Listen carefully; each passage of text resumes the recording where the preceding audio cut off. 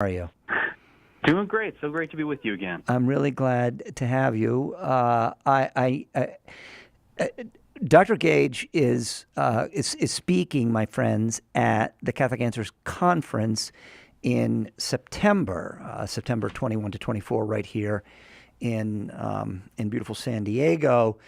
And I know, Logan, we've had, of course, robust sign up because your colleague there from Steubenville, Dr. Scott Hahn, is on the program, and I'm sure he's drawing in. I'm sure he's drawing in a lot of registrations. But what I keep telling people is the dark horse of the conference, the one who's really going to blow everyone away, is this other great speaker and mind from Franciscan University Steubenville, Dr. Logan Gage. So we're looking. Well, thank you. We're looking forward to having you.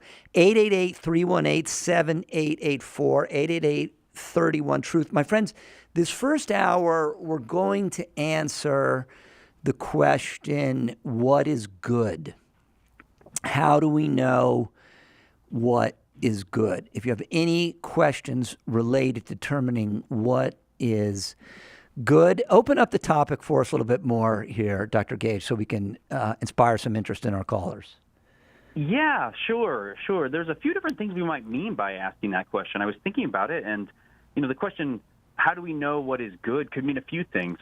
One question there that we might explore would be kind of a skeptical question, like, as in, do we know what's good at all? Do we have any access to that? Is that the kind of thing we can know what's good or what's bad? There's a lot of skepticism in some quarters about that.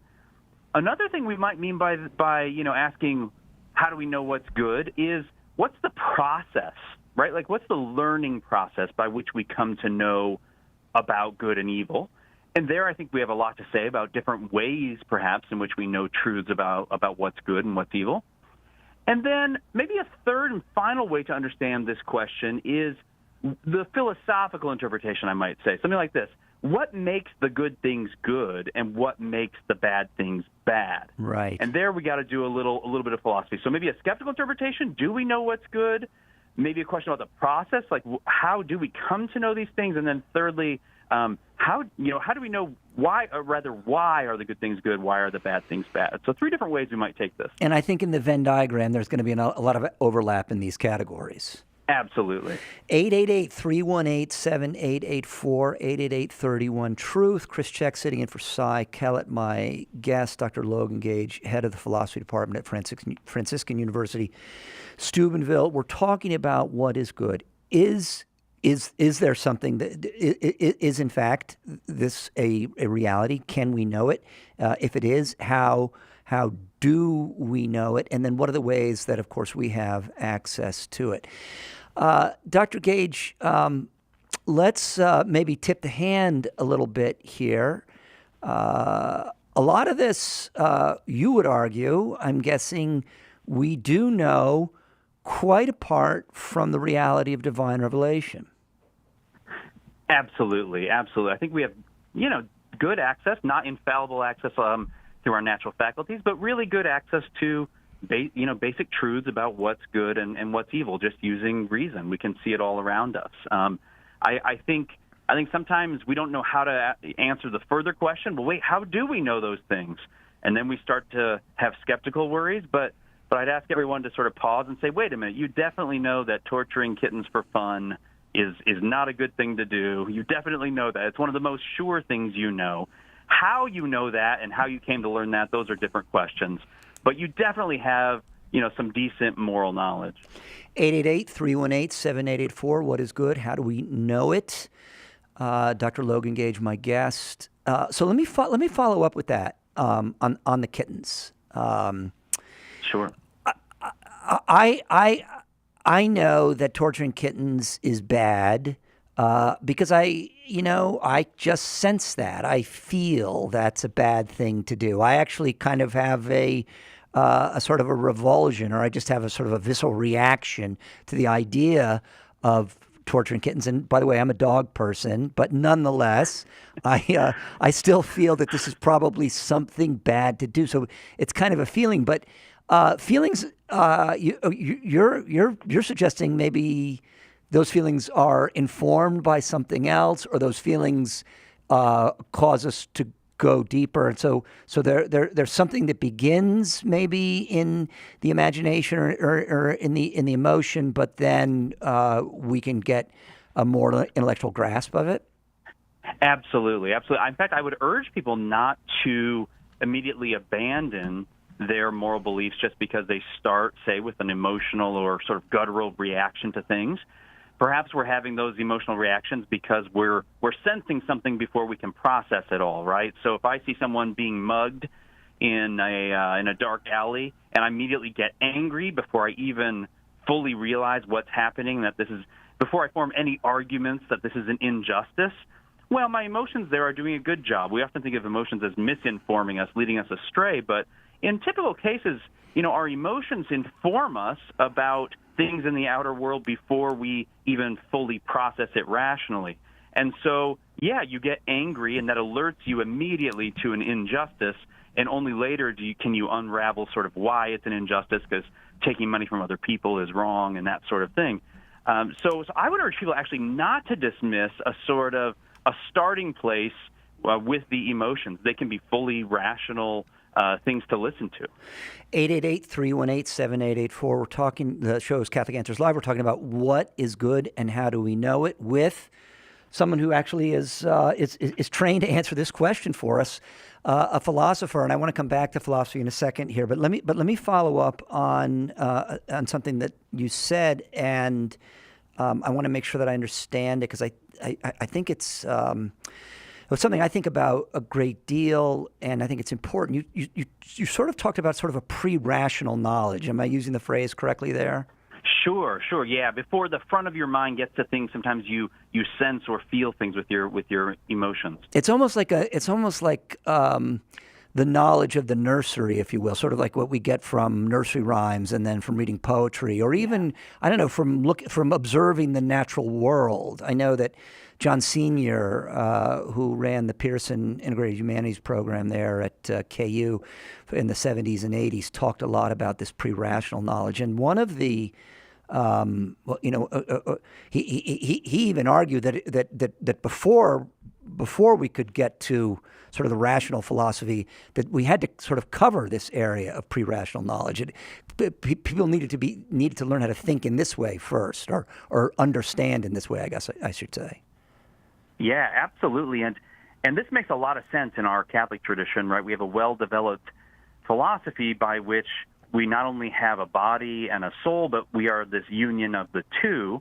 And it makes some sense that in our framework, that God would give us a way to very quickly process information, to sort of stay away from danger, to run towards people who need help before we even have to make, if we had to sit around and make an argument for everything. I mean, believe me, I'm a philosopher. I love arguments, but if we had to sit around and form a committee and make an argument first, right, we would be in real trouble in many situations. And so we instinctually sort of have these bodily and emotional reactions to things, and that helps us care for ourselves. And certainly when it comes to matters of great danger and that sort of thing, you see other people running away from a building, to just run in the same direction as all those people. You don't need to form a syllogism first. Right. 888-318-7884. We're trying to find out this hour, what is good? Is good knowable? Is that something we can know and say, yes, that's good, that's evil, or that's bad? And then what are the ways that we get to that knowledge? And then I guess ultimately, why is answering this question important for the moral life and for our salvation? 888-318-7884. So, Dr. Gage, I said I wanted to come back to this fact that you're a philosopher. You're the chair of the philosophy department there at Franciscan, where I'm very happy. My youngest son Nathaniel is in school, and you've got a great crew there on your team. And yet, so here's something that an undergraduate who is studying philosophy is going to get asked a lot. Someone is going to say to him, "What are you going to do with that?" Right? Like what are you going to do with that philosophy degree. I'm sure you've heard that before. When people put that to you, or when they put it to your students, how do you encourage them to answer that question? Sure. I'd say two things. I'd say first, people would be quite surprised. You remember a few years ago, Marco Rubio was ragging on philosophy majors, and other politicians got involved. The same thing, but they are just misinformed. I mean, in terms of if we're just going to talk about the actual practical benefits in terms of salaries and jobs and all that, turns out philosophy majors do extremely well. Their median salaries, 10 years after graduation, are very high compared to their peers. When it comes to going to graduate school, right, they're number one consistently in, let's say, for instance, how they do on the LSAT, the law school entrance exam, and that sort of thing.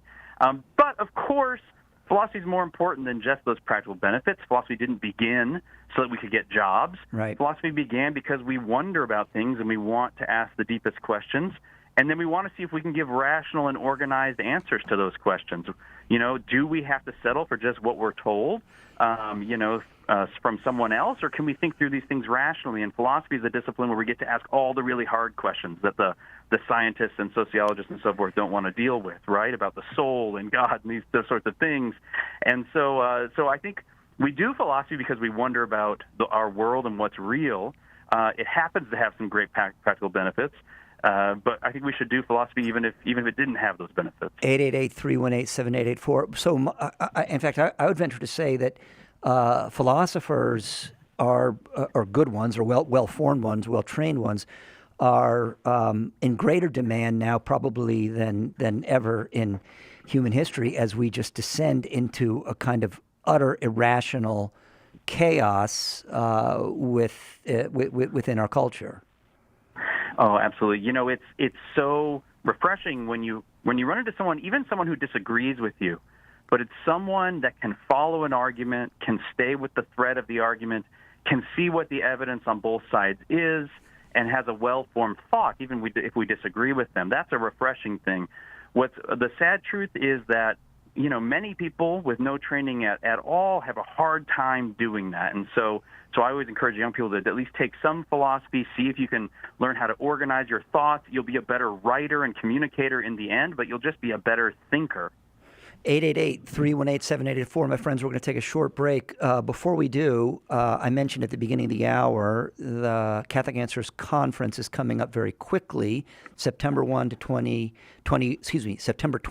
24 here in San Diego at the beautiful Hyatt Aventine La Jolla. And we're very happy to have Logan Gage on the program this year. The theme is I Believe in God. Logan, you're going to be talking about a particular way that we can come to belief in God at the conference.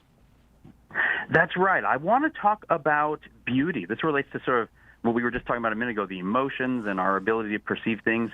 And a lot of people have lost confidence that beauty puts us in touch with reality. And so I actually want to make an argument for God's existence based upon some facts about beauty. Good. 888-318-7884. My friends, if you register before July 31st and use the promo code EARLY, you will save $50.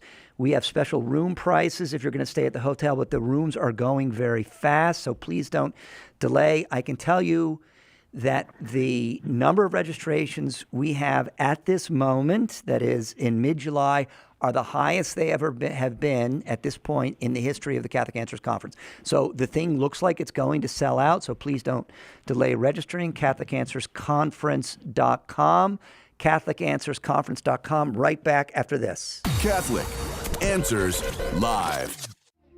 Underwriting for Catholic Answers Live is provided by Real Estate for Life. Real Estate for Life connects homebuyers and sellers to real estate agents while supporting pro-life organizations. On the web at realestateforlife.org. Hi friends, Janet Williams here. Join me every Wednesday on Women of Grace Live as I welcome New Age researcher and blogger for Women of Grace, Sue Brinkman. Sue and I will be talking about all the wacky things that could distract you from your faith. Psychics, yoga, Reiki, crystals, acupuncture, Ouija boards, tarot cards, and astral traveling are just a few of the stranger things we discuss. That's why we call it Wacky Wednesday. So join us every Wednesday at 11 a.m. Eastern on EWTN Radio.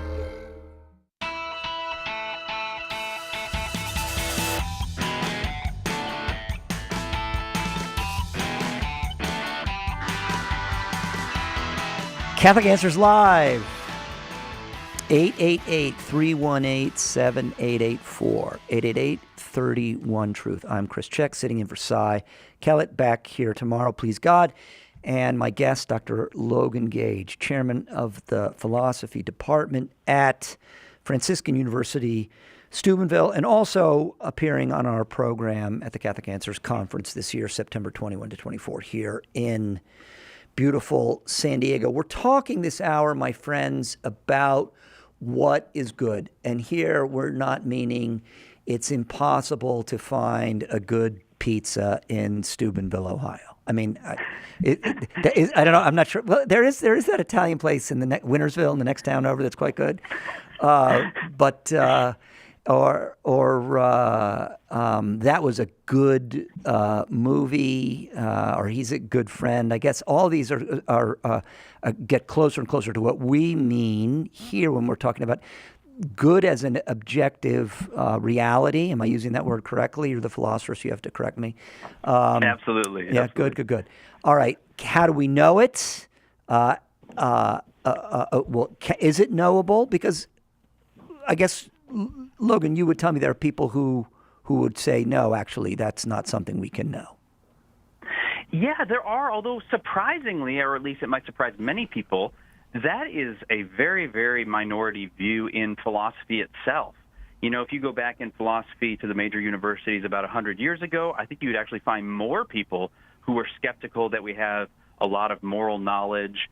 There you'd find a lot more relativism about morality. Today, almost no one holds that. And think about why for a second, right? We have a lot of people on the left in the academy, people that believe in a certain vision of what they call social justice, and those people are making moral claims all the time. And so those people actually don't want it to be true that, you know, goodness is in the eye of the beholder. Right. 888-318-7884. Shall we take some questions? Please. All right. Daniel in Alabama, listening on 94.5 FM. Welcome to Catholic Answers Live. Greetings. Good afternoon, gentlemen. How are you, Daniel? Doing well.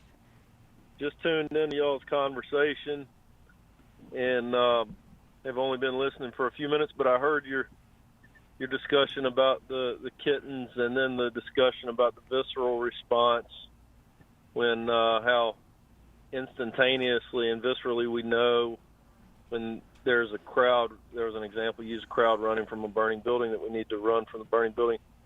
And Dr. Gage, I believe you said you enjoyed a good debate, so I wanted to call and offer a little bit of a contrary point.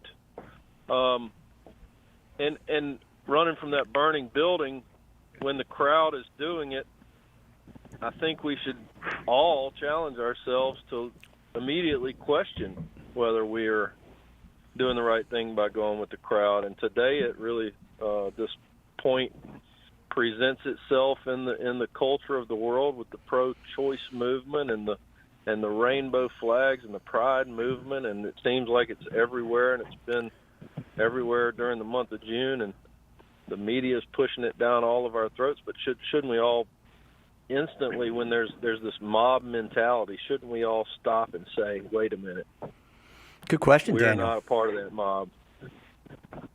Hey, that's a totally fair question, and I think you have a really good point there. Certainly, when you see a certain sort of consensus and something doesn't strike you as right about it, you ought to then reason through it. I mean, luckily, we don't just have our initial bodily reactions and things and emotions. God also gave us reason, and so we were able to think through, and we're able to distinguish what might just be a weird emotional reaction or aversion to something from something that has good reasons in fact.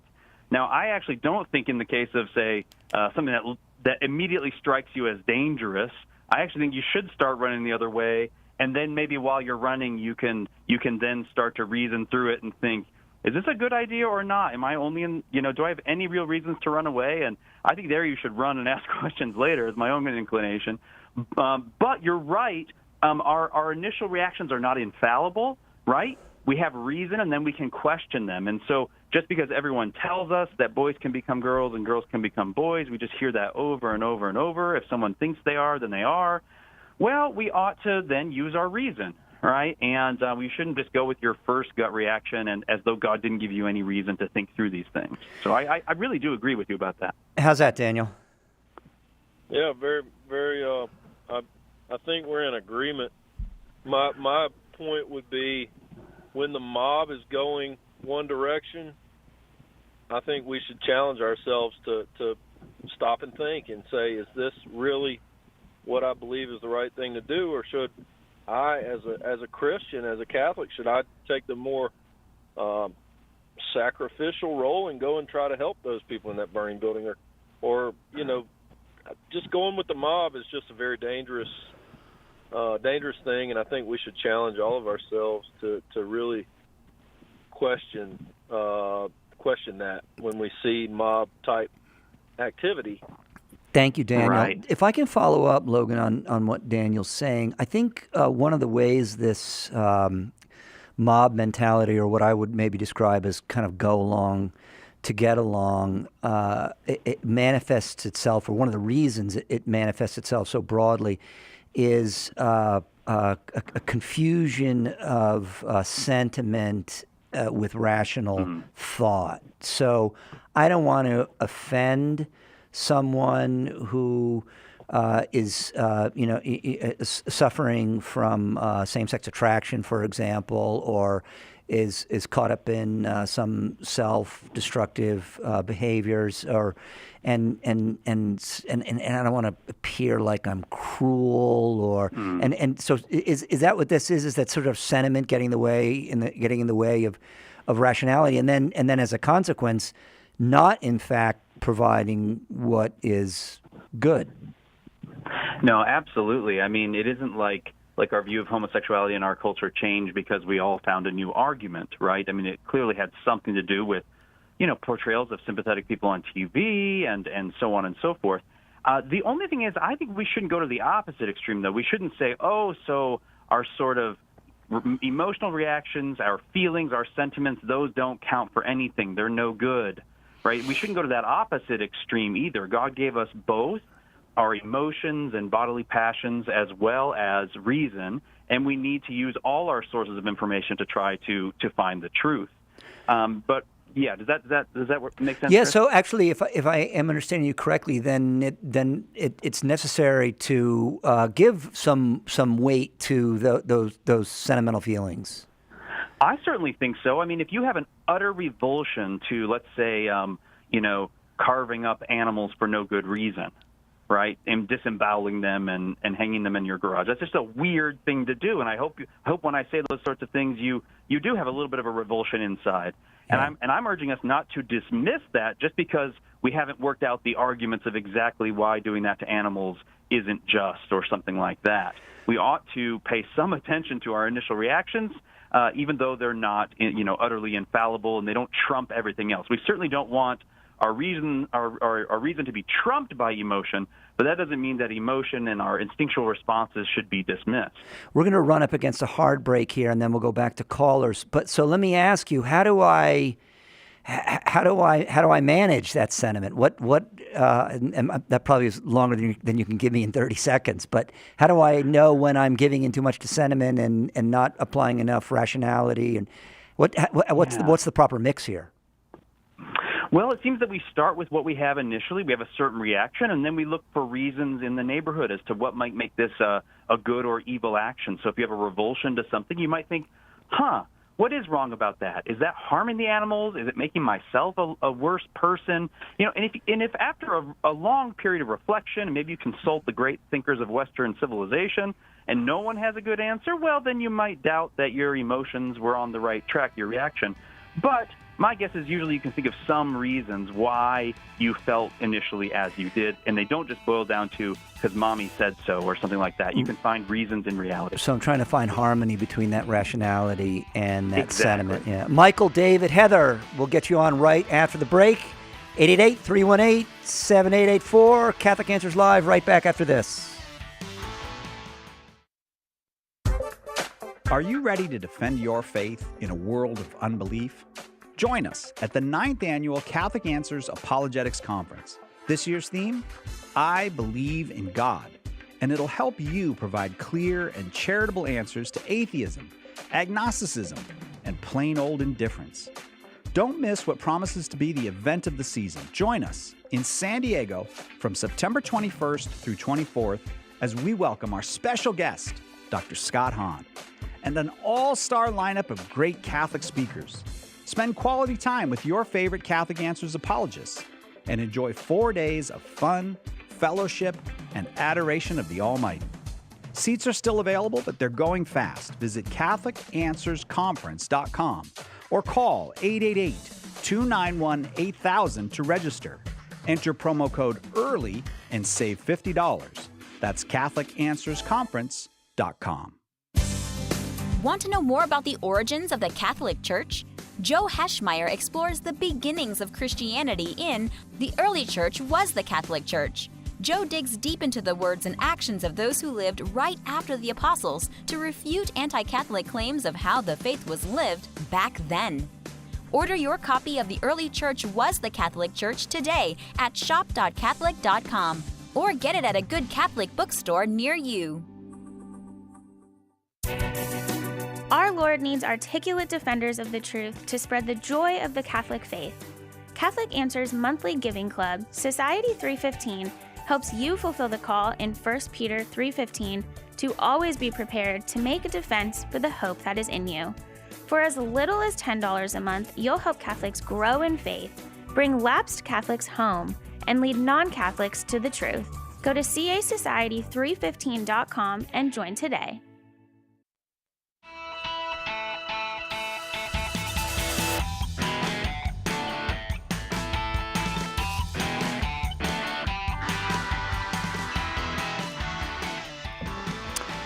Eight 318-7884 888-31-TRUTH, Catholic Answers Live. Chris Check sitting in for Cy Kellett. My guest this first hour, Dr. Logan Gage, chairman of the philosophy department at Franciscan University, Steubenville. We're talking about what is good and how do we know it, and then, of course, how do we what do we do with that knowledge with respect to the moral life.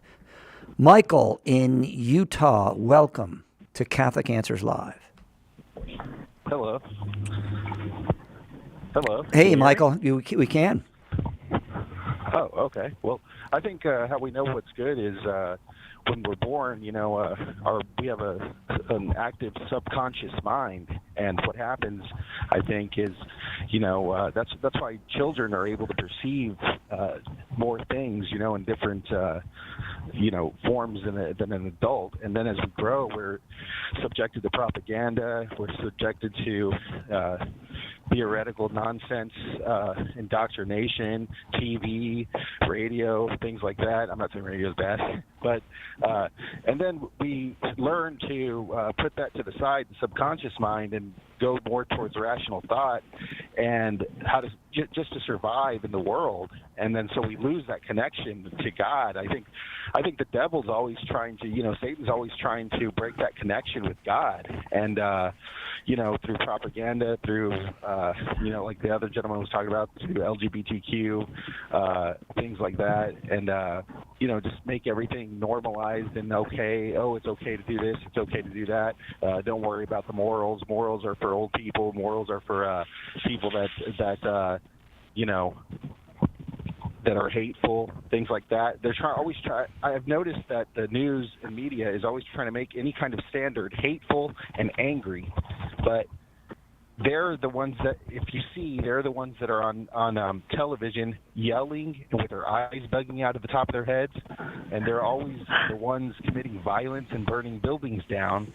So they're the ones that are hateful, but they try to invert that reality and make it out to be that people that believe in God are somehow hateful, judgmental, things like, when they couldn't be further from the truth. I mean, God set forth standards.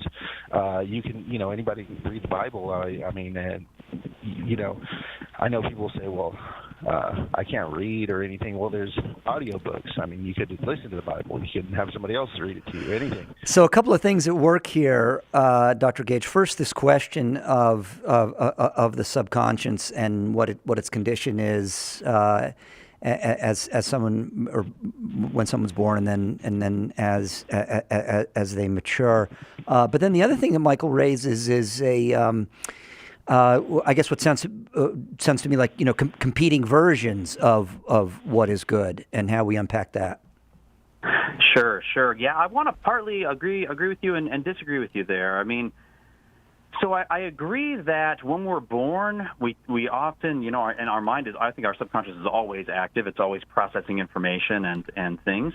But when we're born, we do seem to pretty quickly have a good sense of justice in terms of someone's mistreated me, someone's taken my things, right? Children will scream about that. But I'd also say we don't have a perfect sense of justice, so I don't think that reason automatically has to take us away from just a perfect sense of justice. My little children sometimes, think they've been massively mistreated if they aren't served first at the dinner table or something like that. And it's like, well, obviously they can't be served first every time. And so I don't think kids' sense of sort of just innate, sense of justice is always good, right? The philosopher Rousseau seemed to think something like that. But it seems to me, again, what we want is something like what we were talking about earlier, that a sort of interplay between, reason and, say, instinct and emotion. We start with our initial reactions, but sometimes they just need to be refined, and this is the job of parents, right? The parents have to sort of refine kids' sense of justice. Just because they initially felt mistreated doesn't mean they really were. We have to reason through it and say, put yourself in someone else's shoes and see how this might have made them feel. And we try to reason with them as they grow more and more. And in fact, I would have you notice that that's the mature human position. We try to reason more and more as we grow. And I guess I'd urge you not to dismiss that or throw it out just because some people are misusing that to argue for all kinds of crazy things. We don't throw out logic just because it can be misused. We don't throw out math just because it can be misused. And I would say let's not throw out reasoning about what's good here just because some people are wrong about things. How's that, Michael? Yeah, well, I mean, that sounds good, but I still think that when someone's born, I think they might not know how to use their subconscious or might not know how to interpret it, and that's where the disconnect comes from between what's good and what's not, and that's where you're talking about the refinement, is they might not know how to interpret that because their minds they don't have the experience to interpret that in a certain way. But I think it's kind of like a double-edged sword. Through the experience, they lose some of that connection because of the experiences that they have to go through in order to interpret those from the subconscious mind. I mean, they have to kind of, I don't know if you get what I'm saying. They have to, because of daily life, they lose that kind of connection. Yeah, I mean, there's no doubt that because of daily life, we sort of, sometimes we sort of suppress the voice of conscience, the voice of God in our lives. There's no doubt about that. I guess I would just, again, try to say, I think from a Catholic perspective, certainly, we want to say something like this: God is a God of reason and truth. And so our reasoning about these things doesn't automatically take us away from just a kind of simple intuitive grasp of the truth. It might confirm our simple reasoning about things, might confirm our simple intuitive grasp of the truth.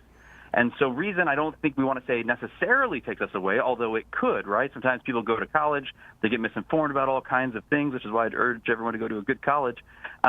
And then, they think they're reasoning, and again, they're just sort of giving into a mob mentality, or they're not reasoning well from good, solid premises.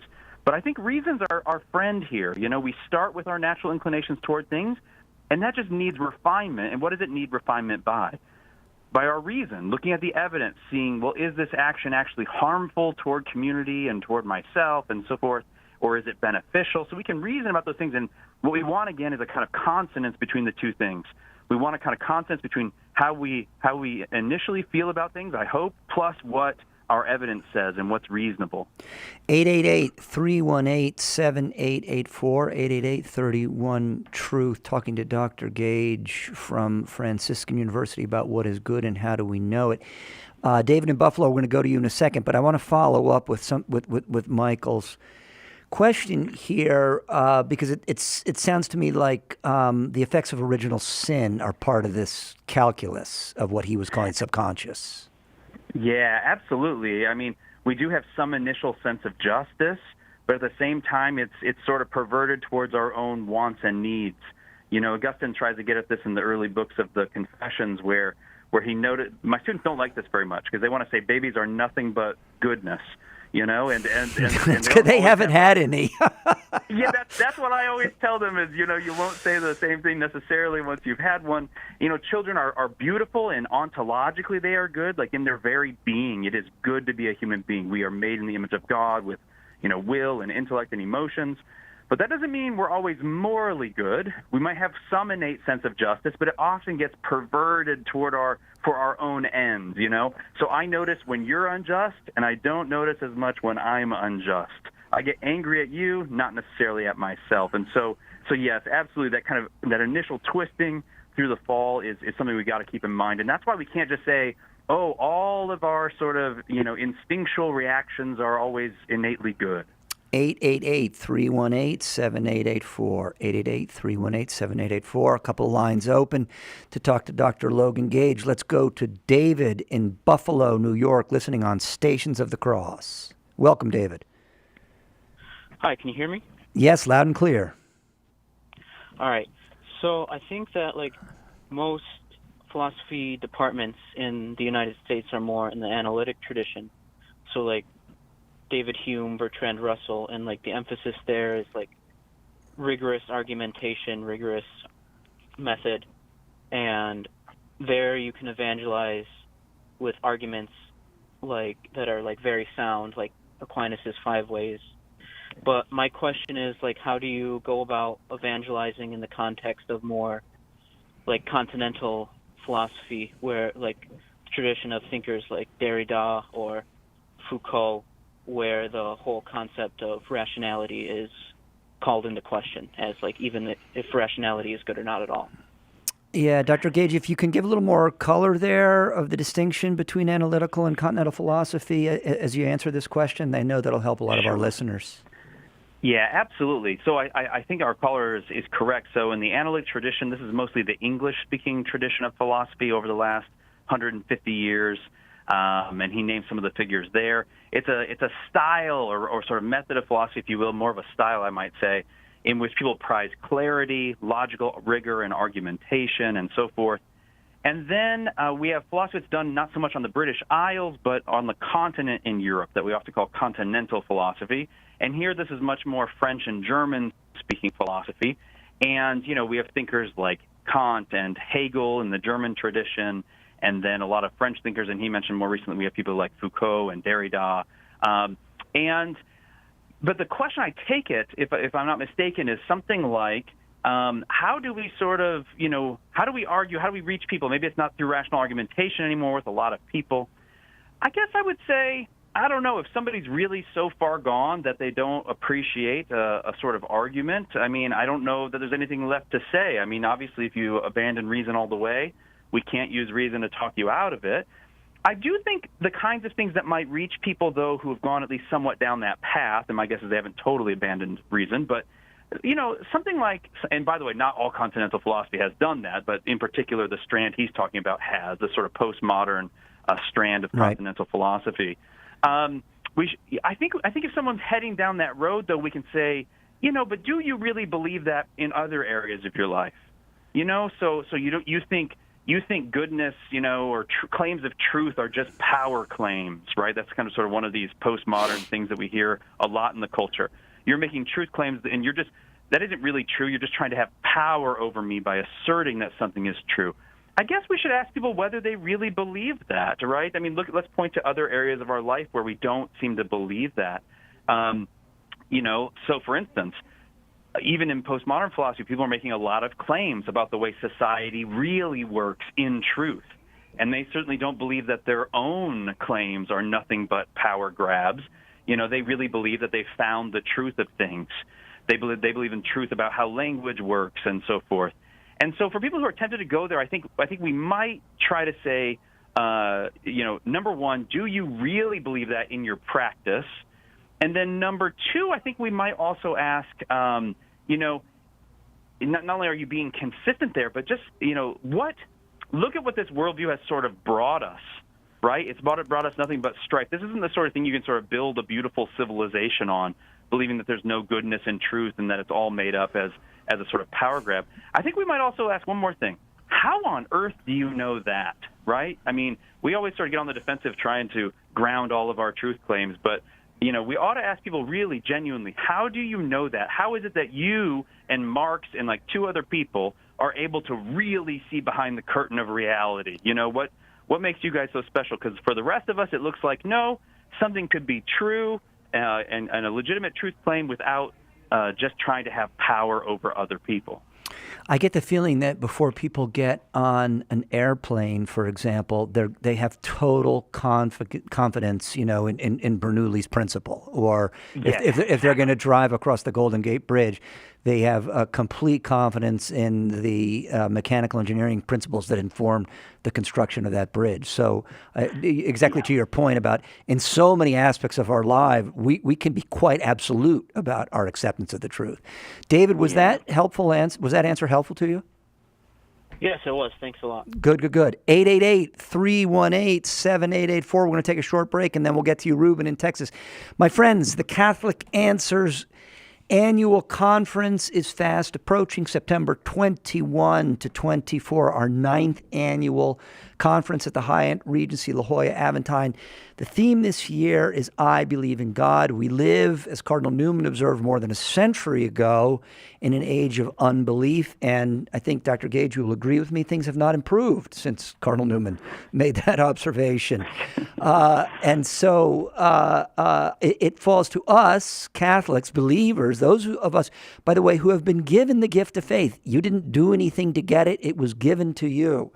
To share it and to be able to share it, to be articulate. I know we're all not going to be great philosophers like Logan Gage or great apologists like Tim Staples and Carlo Broussard, but every one of us has a duty to share the faith, and that starts with the existence of God. So please, my friends, CatholicAnswersConference.com. Join us out here in beautiful sunny San Diego, September 1 to September 21. I've made that mistake twice. September 21 to 24 here in San Diego, so that you can get better at talking to others about your belief in God and bring them to the fullness of the truth.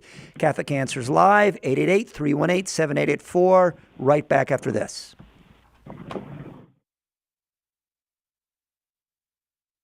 Let us help you with your question today on Catholic Answers Live. Hi, I'm Father Wade Menezes from the Fathers of Mercy, inviting you to Birmingham for the free EWTN Family Celebration. It's Saturday, August 26th. Enjoy talks from your favorite EWTN radio and TV hosts, including me. You can shop at EWTN's religious catalog, attend Holy Mass, and be part of a televised show. There's even a Eucharistic procession through the streets of Birmingham. Go to EWTN.com/family celebration to find out more and to register. I look forward to seeing you there. Who was the first Catholic in your family? Were they evangelized by a friend, a coworker, a stranger? Did you ever think that you could be that person that God uses to save a soul? And that soul could save their family, their grandchildren, and generations to come. At St. Paul Street Evangelization, a Catholic nonprofit, we train, equip, and mobilize Catholic disciples to do the urgent work of evangelization. Catholic Answers is supported in part by St. Paul Street Evangelization, streetevangelization.com.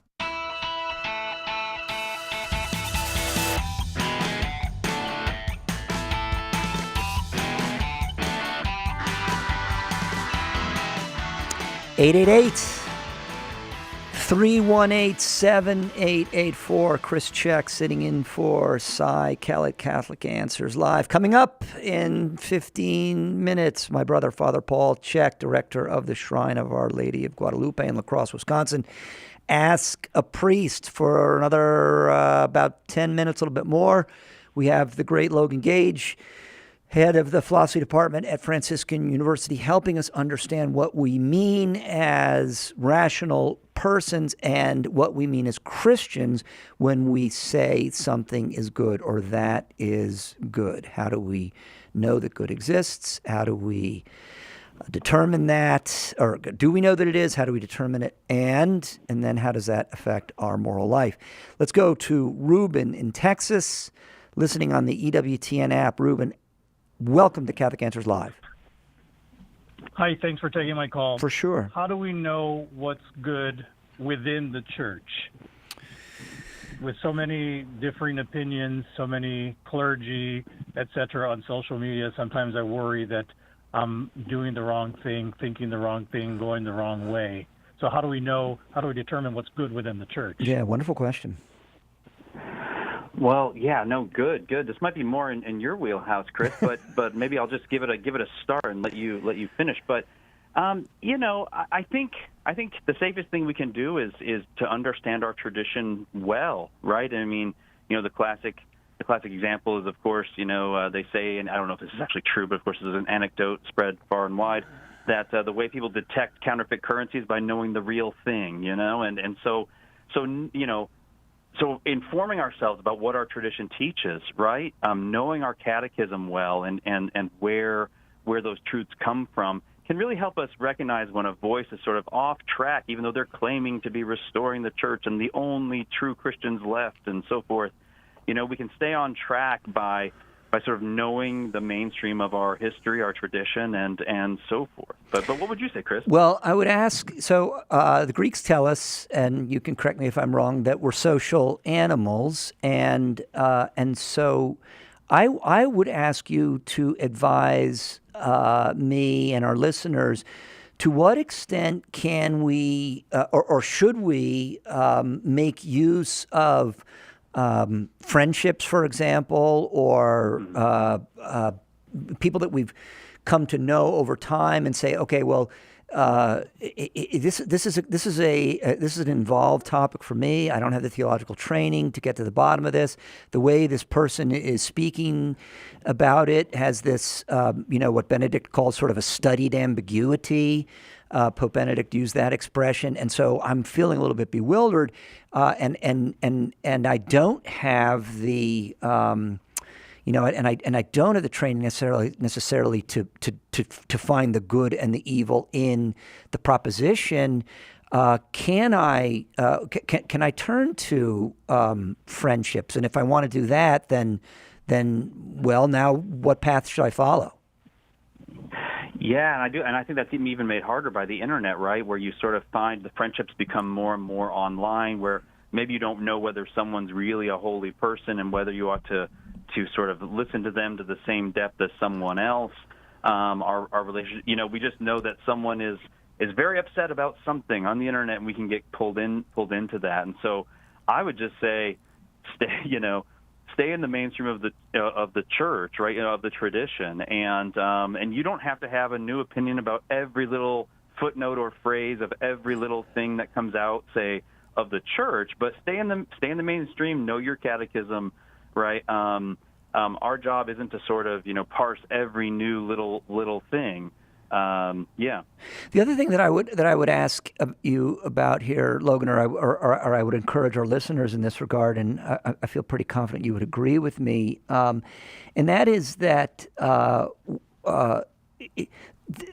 things in theology, or even just in apologetics or in philosophy, are not necessarily going to be self-evident to us or evident to us right away. And these things often require a little bit of study. I got a note from a reader of our magazine, and the most recent issue is I Believe in God, and he was trying to take me to task a little bit, and he said, I'm finding the articles in this particular issue a little bit heavy lifting, and my response to him was to challenge him a little bit and say, okay, well, if we're talking about God's existence, then this is, it may sound like a very, very simple topic on the surface, but once we start wanting to demonstrate it, we're going to need a vocabulary, we're going to need a set of categories, and we need systems to work that vocabulary in those categories. And we have to be prepared to do a little bit of work, right? I mean, I guess also that would be an answer that I would have. Absolutely. And this happens certainly in the moral realm as well, right? I mean, the church has taken a stance against, say, surrogate motherhood, IVF, et cetera. And for a lot of people, it just doesn't strike them as real intuitive. I mean, isn't this a way to help people? And there are many people who are, suffering deeply from their inability to have children, and this could help them. And the beautiful thing about the church, though, is if you hang in there long enough and you're willing to follow the arguments down, you can see, oh, there are good reasons. This isn't just blind authority from the church.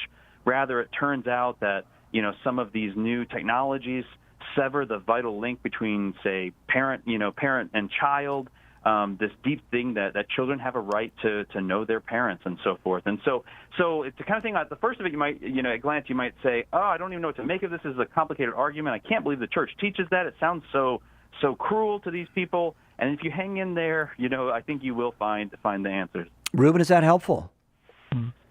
Very helpful. Perfect. Thank you very much. It was Good, my first time good. calling. Thank you. Oh, great. Call back anytime. Of course, Ruben, I can assure you, if you stick with Catholic Answers, we will not steer you in the wrong direction, okay? 888-318-7884. Logan, if I can just kind of follow up on, and we've got a little bit of time here left, but not a great deal, on this, what I think is the most critical part of the conversation we're having here, knowing what is good is, what the good is, and then how we make decisions with respect to the moral life. We had a caller that we lost who was asking about borders.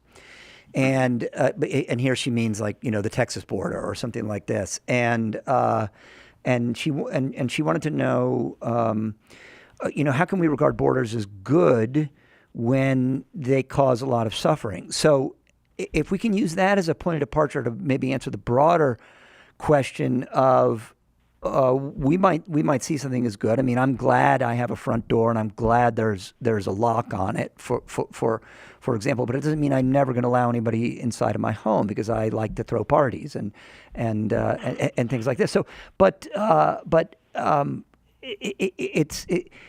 often these things don't admit of an easy answer because, well, answer the question for me. Why don't they? Boy, yeah, that's a hard one for me. I'm certainly no expert on this sort of issue, but I mean, we have to balance a couple things at once. I mean, these are not utterly timeless borders handed down to us on stone tablets. That's certainly one thing we know. At the same time, like you said, in all of our personal experience, there's something about property ownership, about borders that actually helps us take care of things in a better way for the good of the community. And that sometimes has bad consequences, right? We aren't allowed to just walk wherever we want. There are fences, things like that. And so we know in our experience that we tend to need such things, so they don't strike me as just on the face of it unreasonable. On the other hand, we have other duties too, right? Duties to our fellow human beings to help insofar as we can, and so forth. And so we don't get to just say borders are fixed at all costs, and never shall anyone come across them, and so forth. That would be an unreasonable view on the other side.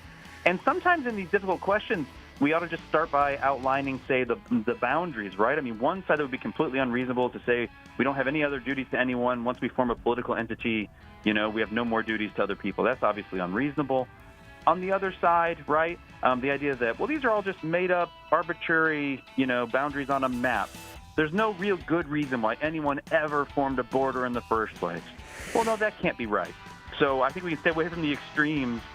It's a matter of sort of prudence and learning more about the factual situations in particulars that would allow us to render a just judgment in a particular case. You did a great job there. Catholic Answers Live, 888-318-7884. Back with Father Check in just a couple of minutes. Thank you, Dr. Gage. Thank you so much.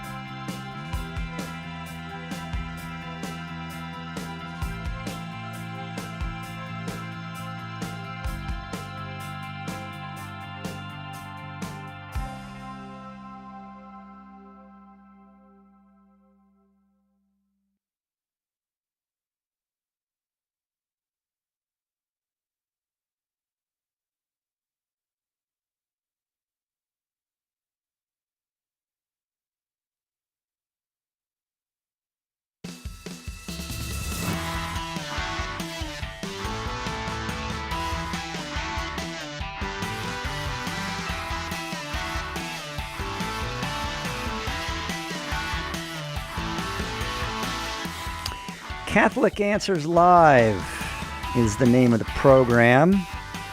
I am Christopher Check. I am president at Catholic Answers.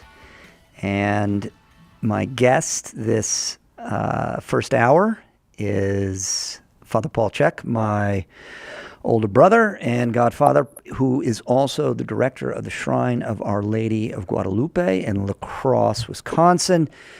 Father Check will be answering your questions as soon as we get him reconnected here. He will Hello? be Can you hear me he will now? be answering any Ask a Priest questions. So this hour, 888-318-7884.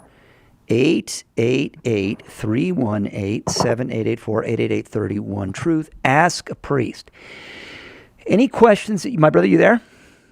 Yeah, I'm here. Can you hear me? Very good. Yes. So any questions that you have, my dear friends, for a priest? Something on the sacramental life, something on your prayer life, something in the moral life. In fact, we're fortunate because my brother is a moralist by trade. In fact, Father Paul, do you want to unpack that a little bit, what that means?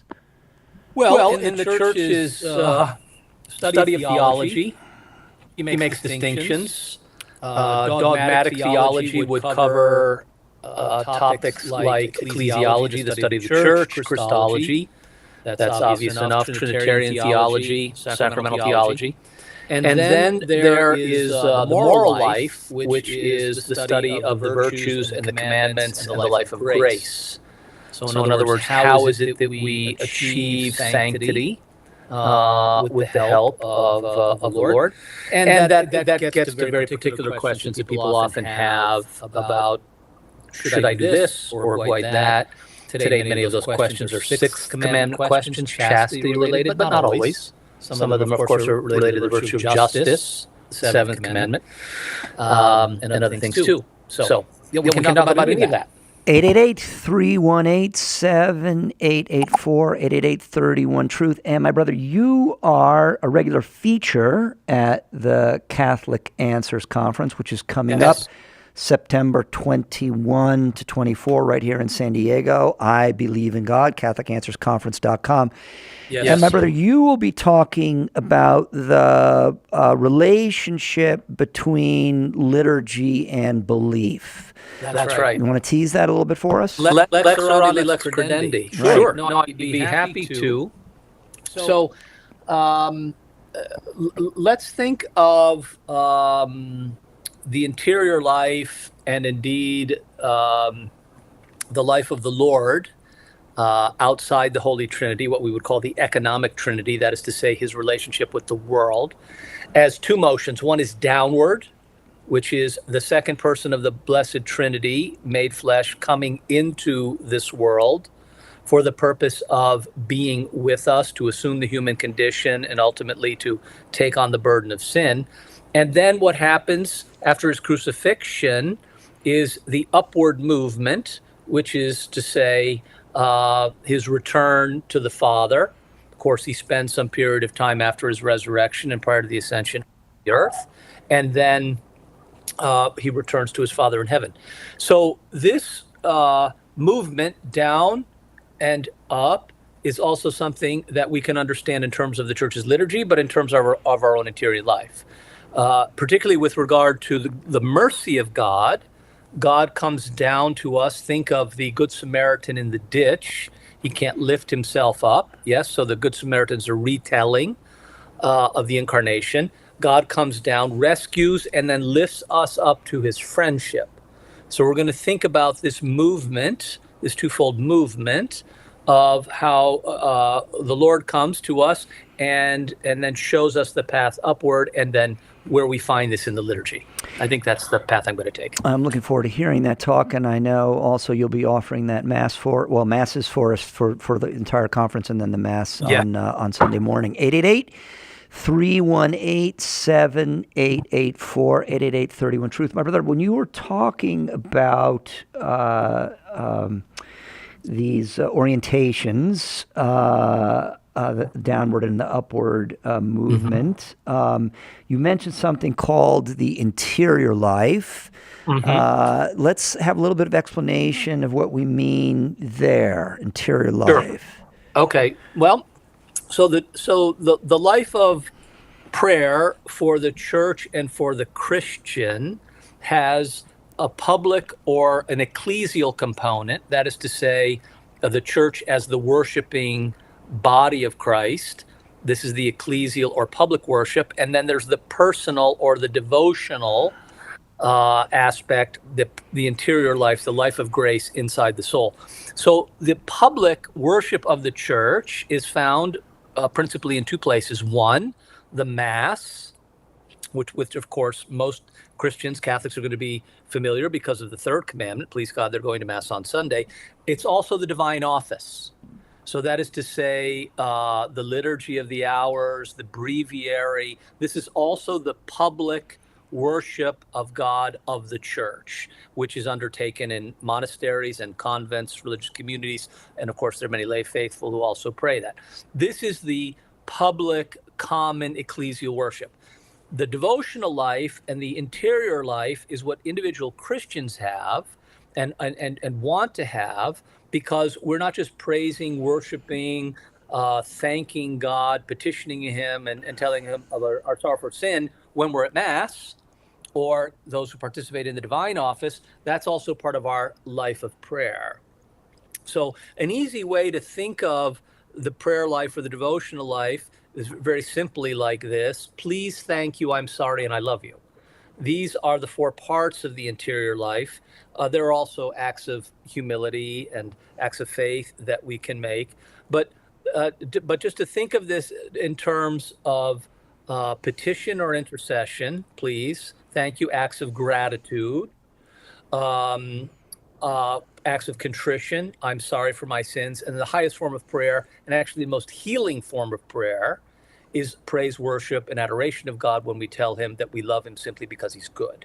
And this is the interior life of the Christian. And it's the I love you and I thank you that we're going to be doing in eternity, because there will be no more need for the please Well and said. I'm sorry.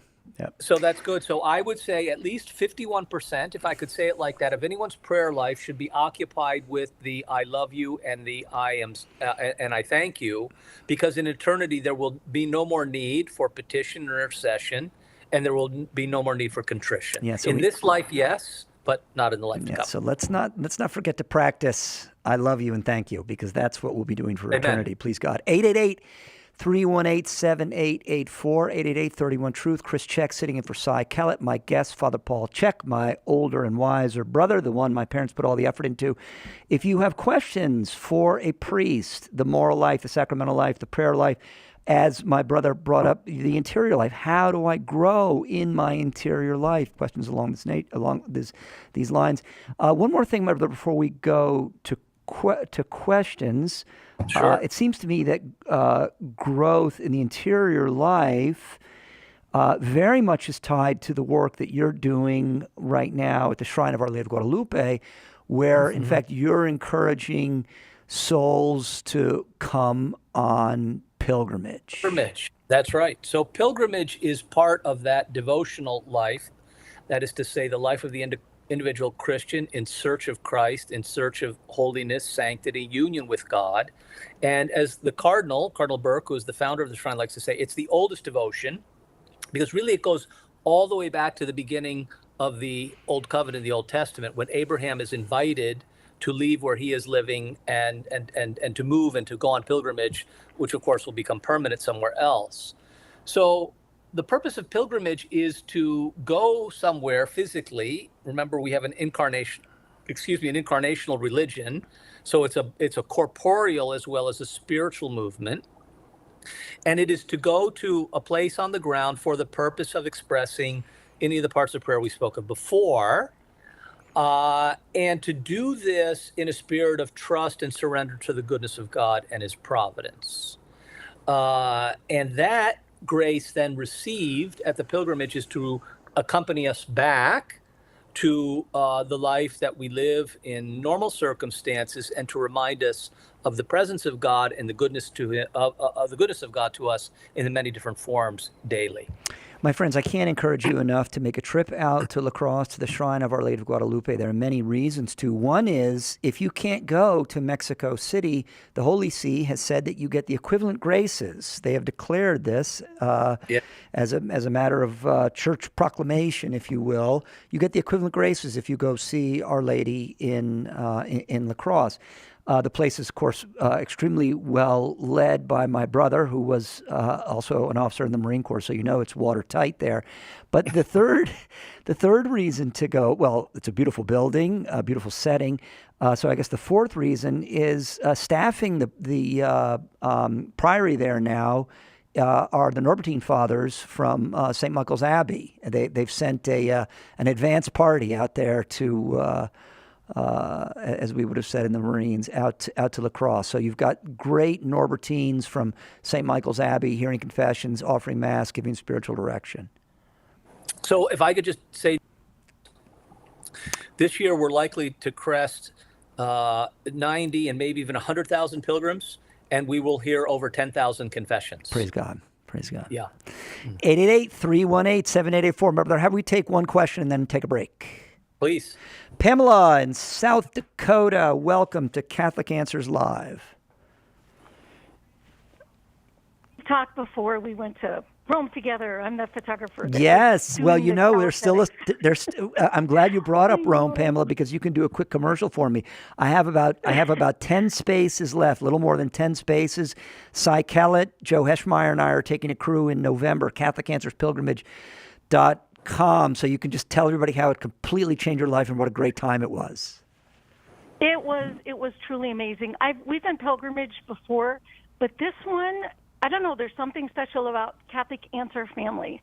And it was so holy. It really was. And the churches were amazing. And Chris, you are such a historian. I laugh when people who live there, who their living is to give tours, they go, "Is that right, Chris? Was there anything else, Chris?" And I wanted to say hi to Father Paul. We met at a Catholic Answers conference once, but also my husband and I did a driving pilgrimage last fall that was almost 3 weeks long. And Wisconsin is so full of shrines. Yes. And we met you down at Our Lady of Guadalupe Shrine. And oh my gosh, I encourage everyone, like Chris said, it is so beautiful and peaceful, and just what you have for unborn babies that have miscarried or young babies who have died.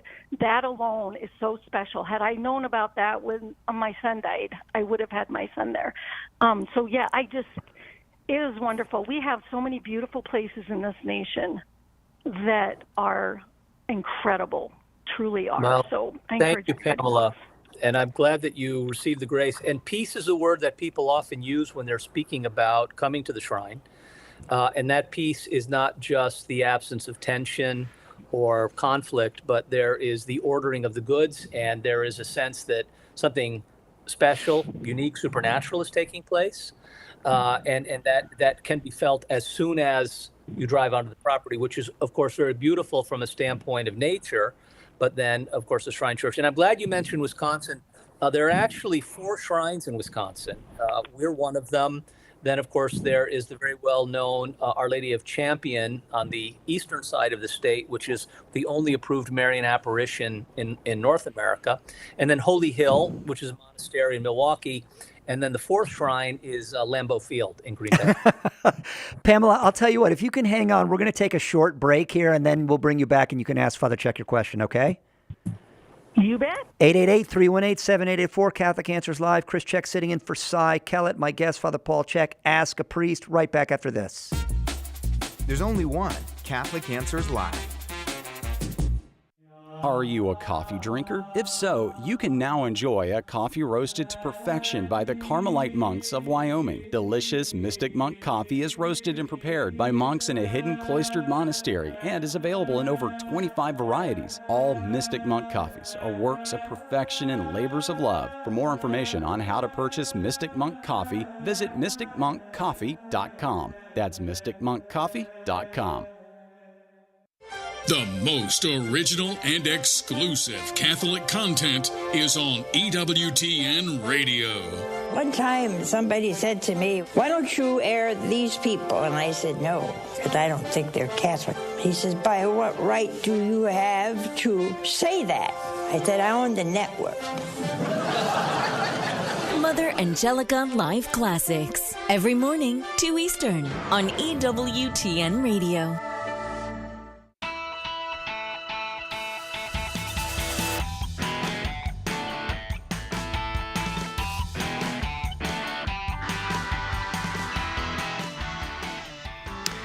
Catholic Answers Live, 888-318-7884. My brother, whenever you and I are together, of course, the conversation really flows, and you and I could just do that for the next 45 minutes, but there are callers. So, Pamela, what's your question? Okay. I thought the teaching on forgiveness was settled doctrine. I've always been taught that you forgive regardless of the repentance of the one who harmed you. You always forgive, like the Our Father. In order for God to forgive us, otherwise, as they say, we drink the poison, we expect them to die. I've heard, one was an article probably in the last year, and then one was recently from two Catholic Answers apologists whom I really, really respect, and I don't understand it because they've stated that we are not required to forgive someone who does not seek forgiveness. And one of the arguments was because God won't forgive if you don't forgive, so you have to have the same, you're not expected to do over and above God. But this goes against everything I was taught, and I would really like clarification. Okay. Well, Pamela, I think your instincts are very good, and I think you should hold on to what you learned. Let's make a distinction between forgiveness and reconciliation. Forgiveness is unilateral, and indeed it is something that is enjoined upon us in the Our Father, as you mentioned, but also from the cross. Our Lord's first words are, "Father, forgive them, for they do not know what they are doing."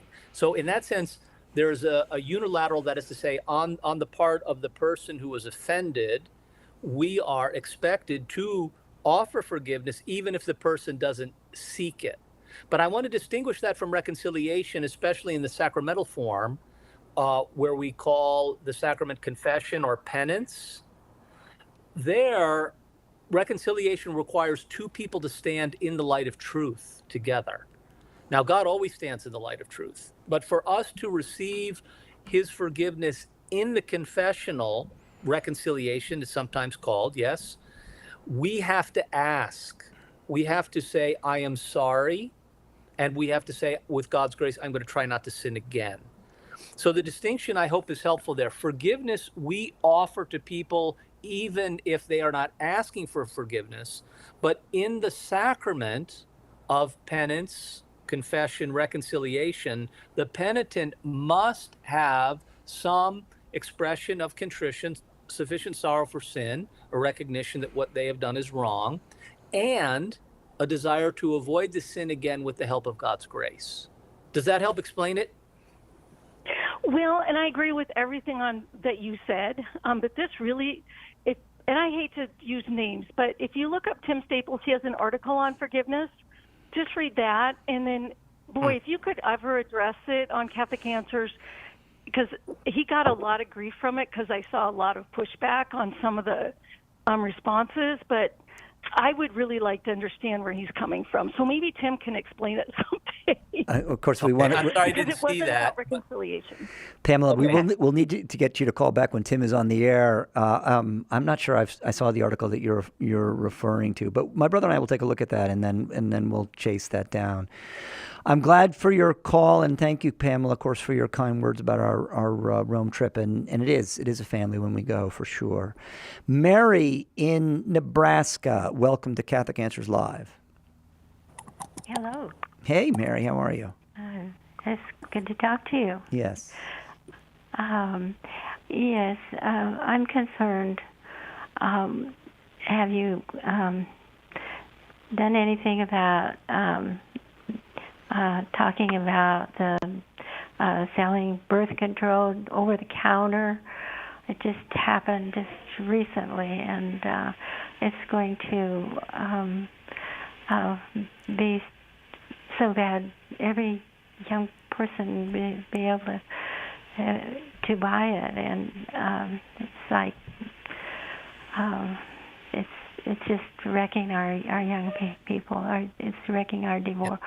It's making divorces, and it's doing all kinds of terrible things. Yes, yeah, and now it's becoming more. Go ahead, my brother. I was going to say, I agree with you, Mary, about the gravity, the problem of contraception. It's clear from nature, from the way God has designed human intimacy and the body, and how love is to be expressed between husband and wife, that expression of love is to be open to life and on every occasion. That doesn't mean the church teaches that couples should have as many children as they're physically capable of having. The church has never taught that. Or that they must have a kind of certitude or confidence that they are in a fertile period before they would engage in conjugal love. The church doesn't teach that either.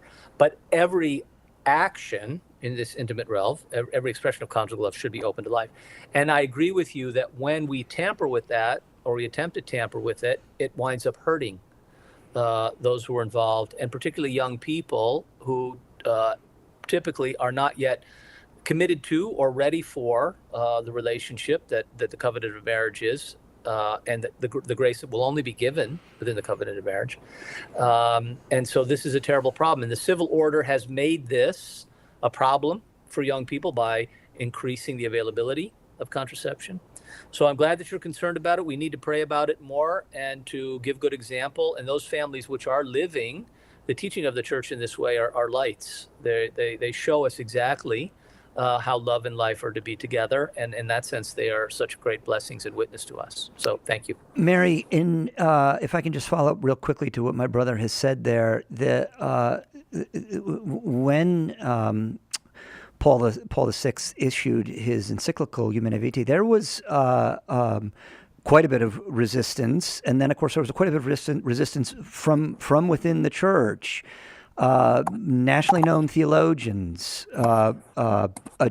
publicly disagreed with the Holy Father, and a lot of damage was done, and we're still suffering the effects of it. But what we can do, all of us, is get better at explaining in charity why the church teaches what she teaches about birth control, so that when those conversations come up, then we are able to explain, as I say, in charity, the fullness and the beauty of this teaching. Mary, if you stay on the line and give your address, your mailing address, to our call screener, Edgar, I'm going to send you a copy of a book that Catholic Answers did to make us all better at talking about contraception. It's called Inseparable.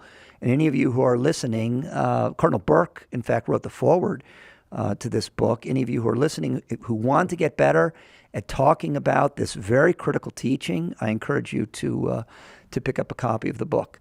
Let's go to Lorraine in Chicago, Illinois. Lorraine, welcome to Catholic Answers Live. How you doing? We're well, Lorraine. My great-granddaughter, let me turn this thing on.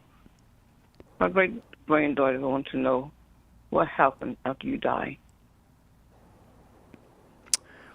My brother, what can we tell Lorraine how to counsel her, or how to answer her granddaughter's question? About what happens after we die? Yes. Okay.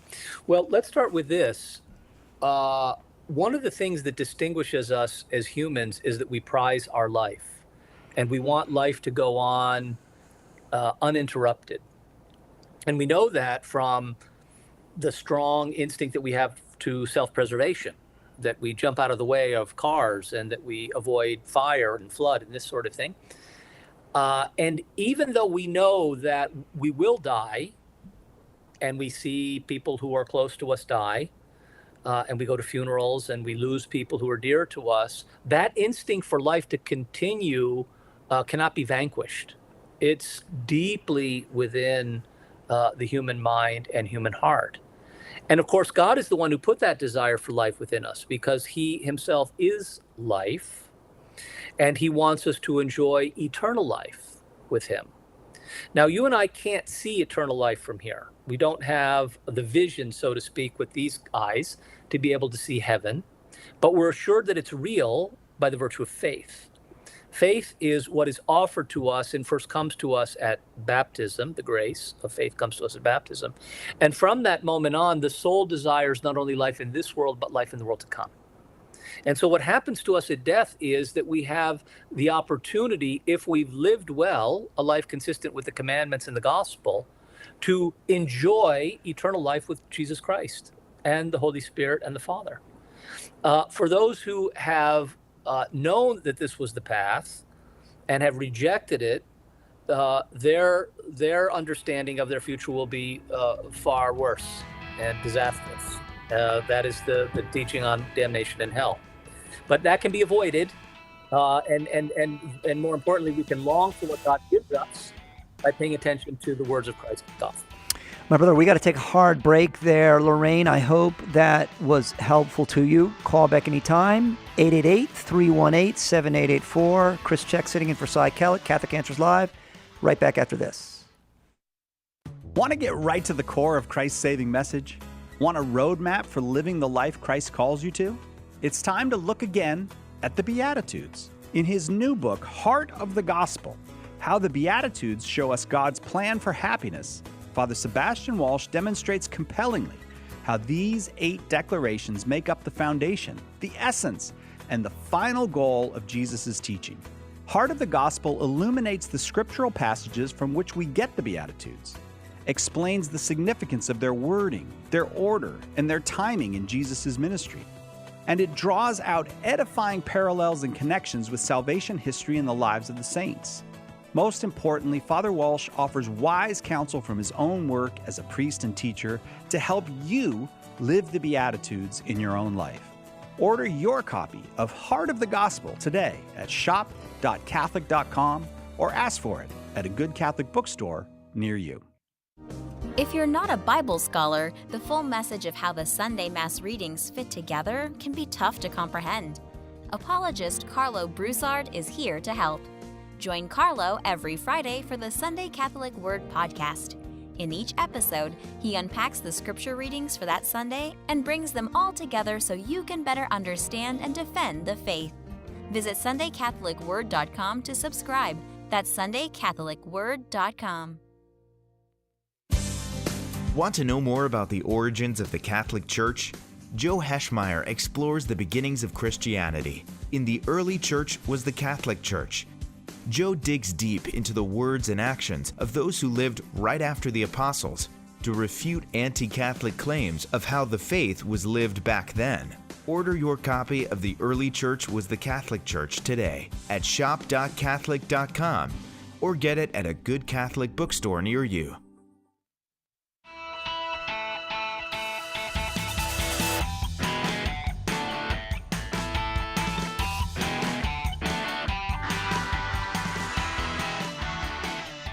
(888) 318-7884. 888-318-7884. The show is Catholic Answers Live. My name is Chris Check. I'm president at Catholic Answers. I'm sitting in for the great Cy Kellett, who will be back in this chair tomorrow, we hope, feeling a little bit better. And on the phone with me, on the Zoom with me, on the Skype, I don't even know what do we call this connection, Edgar? Edgar, what's this? Rendezvous. Oh, on the rendezvous. Very good with me is Father Paul Check, my older brother and executive director of the Shrine of Our Lady of Guadalupe in La Crosse, Wisconsin. 888. Can I just say something about Our Lady, my brother, before we get to the next caller? Yes. Let me give the phone number first. 888. I was going to say, if you want to talk to Our Lady, here's the phone number. I could hear our friends at EWTN calling now. 888-318-7884. If you want to talk to Father Check, who's very close to Our Lady, I think. Look. Go ahead. I want to offer some words of encouragement to our listeners. In the Catechism, there's a remarkable line. It's in the section on the church where it says the church is first Marian before it is Petrine. So it is first of Mary before it's of Peter. Why does it say that? Well, first of all, temporally speaking, Our Lady precedes Peter. The Annunciation comes before the commission that's given to Peter and all of the apostles. But it's also true logically or theologically, spiritually, that the church receives, or our soul must receive in faith the word of God before entering into apostolic mission. So when I say I believe in an apostolic church, I'm saying I first want to live a life like the apostles and Our Lady lived, in the presence and in the company of Christ, before I go out on the apostolate. So here's what I want to say. The church is first Marian before she's Petrine, and where Peter may fail us, and he did in the gospel and historically, popes have been weak men. Where Peter may fail us, Mary never will. And so I think this is an especially Marian period in salvation history, and our devotion to Mary will be rewarded by a closeness to her and a steadiness theologically and spiritually that will help us in a very difficult time. Well said, my brother. She never fails us. 888-318-7884, 888-31-TRUTH. Ask a priest questions on the sacramental life, the prayer life, the moral life. I can tell you, my friends, my brother did his licentiate on Ephesians, and so particularly good on questions of marriage, and then, of course, in sexual ethics as well. He served for almost a decade as director of Courage International, helping men and women carry the cross of and live faithful, chaste lives who suffer from same-sex attraction. My brother, we had a question from Tanya in Vermont, listening on the Catholic Answers Live app, and she asked that her question be read on air. And she wonders, what is the proper order when doing mental prayer? Yeah, well, good question. Let's just think about it in terms of a human exchange.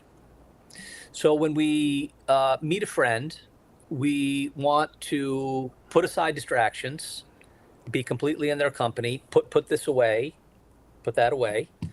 and just attend to the other person and to pay attention to them. So it's very good to start by putting aside distractions to the best of our ability, to find a place and a time where other things are not intruding, and to deliberately place ourselves in the presence of God. So to remind ourselves that he sees us and he's attentive to us and that he loves us, that he has brought us into being so that we could spend eternity with him in paradise, and that he's the source of all good. So if we were just to take the Our Father as a guide, that would help us to begin. Our Father who is in heaven, and the hallowing of his name, and the desire that we have for his kingdom and his will, those would be very good starting points. And then from there, we can make the acts of faith and hope and charity, contrition as necessary, an act of humility. We express to him our gratitude for particular gifts given, and then we can move to things that are perhaps more personal or from our point of view more demanding. And I always recommend using the scripture, especially the gospel, as a guide to prayer, because our Lord himself said, heaven and earth will pass away, but my words won't pass away. So what is in sacred scripture, and particularly the gospel, is outside of time as well as 2,000 years ago. And it's a very good aid to prayer. So I hope that will help a little bit. I also recommend, my brother, I know that prayer from going all the way back to high school, it's very popular with people who are members of the Prelature of Opus Dei, to set the right frame of mind before prayer, before the Blessed Sacrament, for example. Just as you said, my Lord and my God, I firmly believe that you are here, that you see me, that you hear me, and then I adore you with profound reverence. Right. I would encourage anyone who makes a holy hour or holy 15 minutes every day, if you're not using that prayer, to dig it up. It's just, I find it very, very useful in getting in the right frame of mind for mental prayer. I think for some people, prayer equals petition, or this is what I'm asking. We should look at our prayer and say 25%, I love you, 25% thank you, 25% I'm sorry, and 25% please. Right. Something like that. Jenny in Santee, California. Welcome to Catholic Answers Live. Jenny, my goodness, you could have walked over here and asked this question. Yes. Have you? Yes, only a few miles down the road. Have you ever been to visit us here at 2020 Gillespie? I've driven by there a few times because my mom was visiting, and she had been able to get you on the radio years before we had a San Diego station. So we took a cruise by there. Oh, good. Well, you need to come visit us anytime. Anytime you want to come watch the radio show or take a tour, come about 2:30, and then we'll show you around the building. Call customer service first so we know you're coming, and then you can watch the show. Well, I have a neighbor up the street that works for you, so I can very good. I can check in with her again to make sure I have the time right. Excellent. Okay, my question for Father is about the rosary. I was on social media and I saw an ad from a company for rosaries, and something I had never seen before. In place of the small medallion where maybe there's a image of Mary, and I don't know what that's called, they offer to put any picture you would like there. Yourself, your husband, your kids, your dog, and it just took me back because I had never seen anything like that, and I'm not planning on ordering one. I just wanted to know, is that reverent? Is this, what do you think of this? My brother, I can answer this question. Go ahead. If it's a Cavalier King Charles Spaniel, then it's okay because those are Catholic dogs, but no other dog would that be permitted, Jenny. Yeah. No, I mean, here's my rosary, and it has the Immaculate Heart or the miraculous medal. I'm not familiar with that practice. I mean, the rosary is the devotion that is given to us by Our Lady, and therefore it would seem appropriate that her image be prominent in that particular place. I'm not sure what else might go there, but I would give her precedence. So, yeah. Yeah. How's that, Jenny? I think my brother gave a good answer. You could tell mine was tongue-in-cheek. Yeah. Yes. I appreciate your help. Thank you, too, so much. God bless you. All right. God bless you, Jenny. Come visit us. Let's go to Joseph in Florida watching on the Catholic Answers YouTube channel. Joseph, thanks for watching on YouTube. How can we help you? Yeah, of course. I had a question. So I'm very, very, very new to any type of organized religion or whatever, but I had a moment in my life where it was kind of undeniable. So I started searching around, and I loved the consistency of the Catholic Church. But I had a question about tolerance, and that's one of the reasons why I was kind of leaning towards the Catholic Church, is because the level of tolerance seems to be a little bit, it seems lower, right? Like it seems like it's more fixed than Protestant churches. So I was wondering what level of tolerance is acceptable. I think that word is it's overused and abused, but what level of tolerance is acceptable, and why do you think that Christianity, just in general, whether it's Protestant or Catholic, is so tolerant, and every other religion is more rigid, and they have less of that? Yeah. Well, Good the parable observations. for Mass yesterday in the ordinary form was the weeds and the wheat. And I think that gives us some appreciation for an understanding of the patience of God, and that he allows things to grow up in a certain way, and that the harvest will come at the end of time. That is in no way to promote or to condone error. When Jesus stands before Pontius Pilate, when he's bound at the beginning of his passion, he says, "For this I was born, for this I came into the world to bear witness to the truth." And he could have said of a lot of things there. And our Lord was quite plain and clear always with regard to the truth, while he himself personally is meek and humble of heart. So certainly we know from our own experience the graciousness, goodness, and mercy of God as he assists us gently in finding our way and protects us. And I think we ecclesially as a church also have to live that virtue, but we don't tolerate error per se. What we do is we understand human weakness, and we try to bring people along by encouraging them to find their way to the truth. Joseph, so it's a generosity on the part of God. Yeah, Joseph, I hope that's helpful. It's an important distinction between, I guess, what we might call dogmatic tolerance that sort of exists in a vacuum, we're just going to tolerate, and then practical tolerance for error as we're trying to bring folks to something that is true.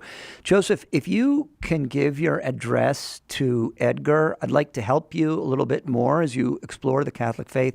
I'm going to send you Trent Horn's book, Why We're Catholic, and anytime Catholic Answers can be of service as you think about becoming a Catholic, please don't hesitate to be in touch with us, okay?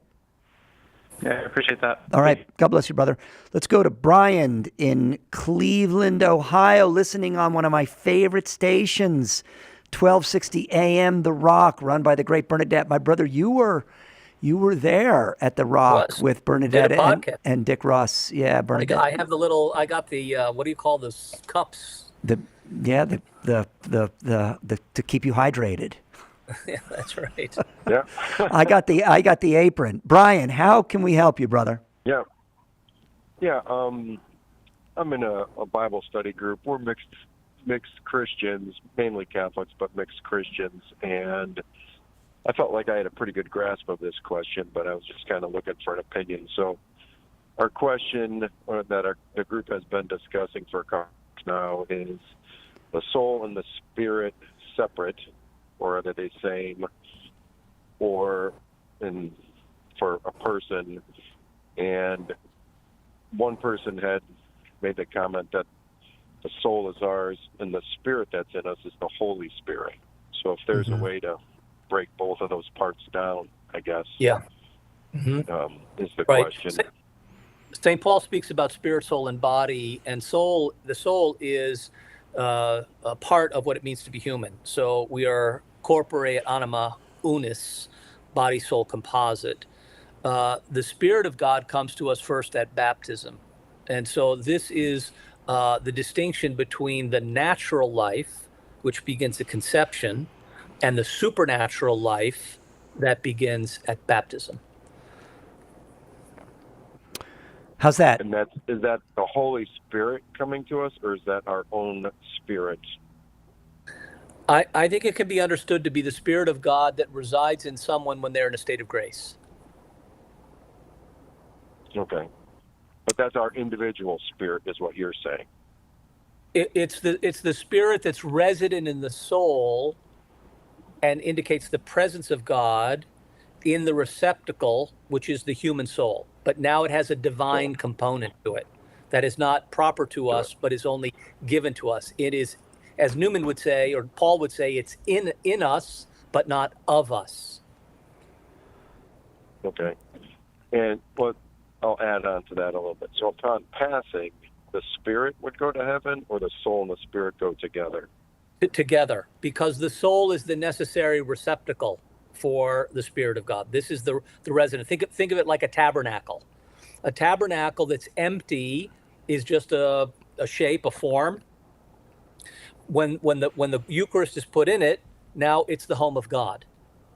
And so you have the two things together. Very good. All right, Brian, Okay. Thank you for calling 888-318-7884. My friends, we're going to take a short break. Frank, Beckett, Justin, Anthony, hang on. Listen, my friends, the Catholic Answers Conference is filling up. This is the middle of July, or third week of July we're in right now. The early bird bargain ends at the end of July. So you can save $50 when you register at CatholicAnswersConference.com by using the word early.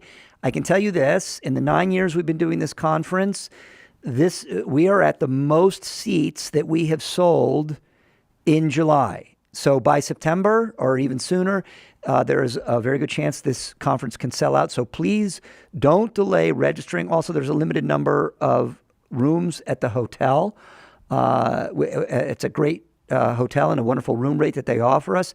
The theme is I Believe in God. For all the details, CatholicAnswersConference.com. Use the promo code EARLY, but that expires at the end of July. Right back after this. It's all about the truth. Catholic Answers Live. Underwriting for Catholic Answers Live is provided by Real Estate for Life. Real Estate for Life connects home buyers and sellers to real estate agents while supporting pro-life organizations. On the web at realestateforlife.org.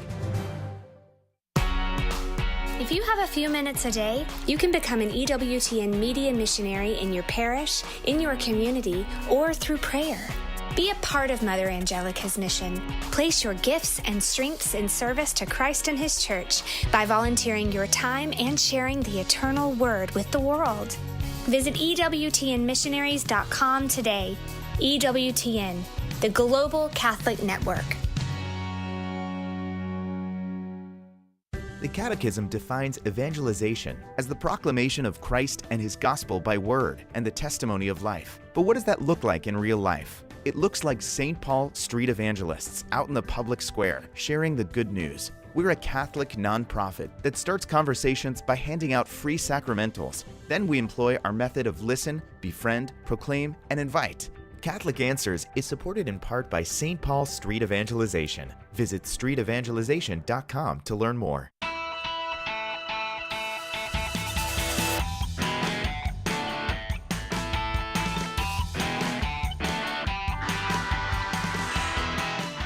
Catholic Answers Live. Chris Check sitting in for the great and powerful Cy Kellett. 888-318-7884, 888-31-TRUTH.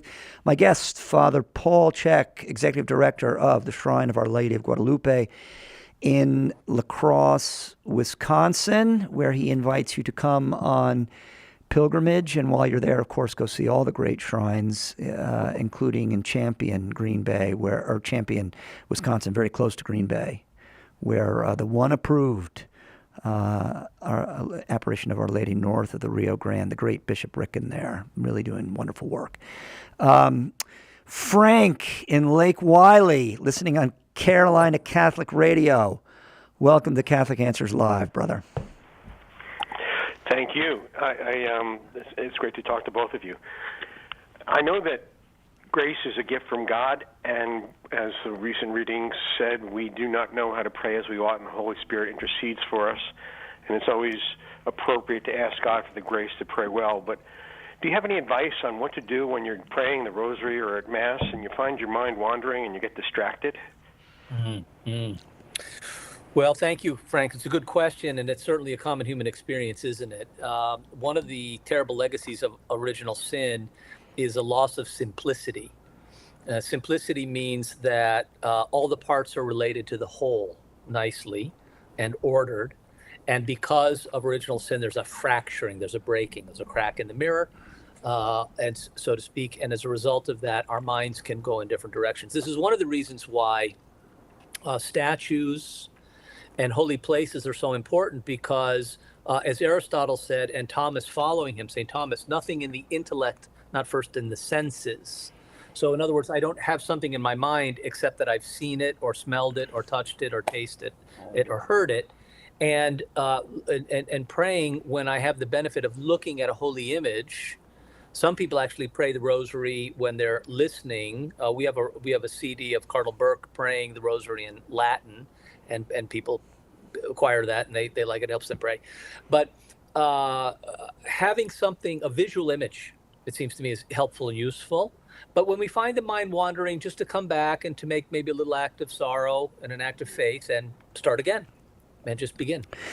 My brother, you mentioned this is a common human experience, and it certainly has been for all of human history, but I think the problem is especially exacerbated now as attention spans grow shorter and shorter and shorter, exacerbated by all the devices that we carry around. No question. So even at the natural level, it's I think meritorious for us to practice concentrating, practice being quiet. So being quiet is something that is very, very difficult for modern man to do. Blaise Pascal said the hardest thing for man to do is to sit still. Yep. And he didn't know anything about the internet. No. Frank, is that good advice? That's absolutely great advice. I appreciate it. Yes. So take your cell phone and throw it in Lake Wylie there. Well, then I can't. Thank you, my friend. 888-318-7884, 888-31-TRUTH. Ask a priest. Beckett in La Crosse, Wisconsin, watching on Catholic.com. Beckett, thank you for watching on Catholic.com, the website of Catholic Answers, and welcome to Catholic Answers Live. Thank you very much. I'm happy to be here. I'm honored. Very good. Are you a first-time caller, Beckett? I am a first-time caller, but it's a joy to be here. Thank you. Very good. How can we be of service? My question actually dovetails off of Frank's question. You responded to him by saying that, to be still, to be peaceful at Mass. But a tendency today is to want to be active at the Holy Mass, to want to be on the altar. To some people, it may seem like a stage. As a layman myself, seeing the priest at the Holy Mass, me being in the pew, how can I most effectively participate? How can I be active while I'm in the pew at the Holy Mass? Mm-hmm. Well, that's a lovely question because it helps us to understand something about the mystical body of Christ with Christ as the head. The first thing is to recognize that the action at the altar is what the Church describes as the representation of the one sacrifice of Christ at Calvary. Now, notice we don't say representation, but we say with a hyphen, presentation. So this is the bringing to us of the mystery of Calvary. The Mass solves the problem of time. Or said another way, we are drawn into the mystery of Calvary 2,000 years ago. So the more that my mind, heart, and attention are directed to the centrality of the mystery of what is happening at the altar, the more grace will allow me to experience what Christ did. And for some, that could be something quite profound and deep in terms of his sacrifice and pain. But for most of us, probably it will just be a loving recognition that this is the way that God expressed to us in the most profound way his love by giving to us what was most dear to him, which was his Son.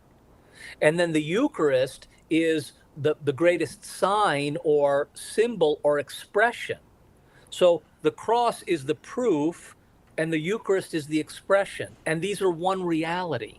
But the central piece, again, I would offer is that it is the representation of the Son offering himself in love to the Father in atonement for our sins and to unite us once again to our Father from whom we had been estranged in original sin. And then communion, that is to say the Eucharist, making this something very real in my soul. Does that help a little bit? Perfectly. Thank you so much, Father. God bless you, Beckett. And I feel like if you need a little more color on that question, you'll be able to find Father Check. Tomorrow morning. Let's go to Justin in Virginia. My brother, I think we've got time for one more. Justin, and watching on Catholic.com. Welcome, Justin. Hi, thanks for having me on. Sure. First-time caller, and I'm really excited. Glory. That clock is ticking, brother. My question is, so me and my fiance, we're trying to build a house, and we're trying to put a prayer altar in there, and we're just wondering where to put it in the house and what to put on top of it. For example, which saint or which collection of saints would be best to bless the house, and what sort of advice you would have for decorating the house with anything related to the faith. Yeah, great practice. Very good. Well, of course, Our Lady should be prominent because she's the exemplar of the Church. St. Joseph, obviously the protector of the Universal Church. But I would also recommend that when this fine home is built, that you enthrone it to the Sacred Heart. And this is a very important devotion in the life of the Church. And there's a preparation for it, and you can find information on it actually from coming to our website. But the enthronement to the heart, the enthronement of your home to the Sacred Heart will make it very plain to you and everyone who's in that home what's primary, and that is the heart of Jesus Christ. Justin, if you go to Catholic.com and put enthronement to the Sacred Heart in the search bar, that'll get you started. Wonderful question, and I encourage all of our listeners to do it. Good luck, and good luck on your forthcoming nuptials. My brother, how about a quick blessing for all the listeners? Through the intercession of Our Lady of Guadalupe and St. Joseph, her most chaste spouse, may the blessing of Almighty God, the Father, the Son, and the Holy Spirit come down upon all of you and remain with you forever. Amen. Great job. Thank you very much, my brother. The show is Catholic Answers Live. It's been my privilege to sit in here for Cy Kellett, who will be back in this chair tomorrow. Keep Catholic Answers in your prayers, and God bless all of you. Thank you.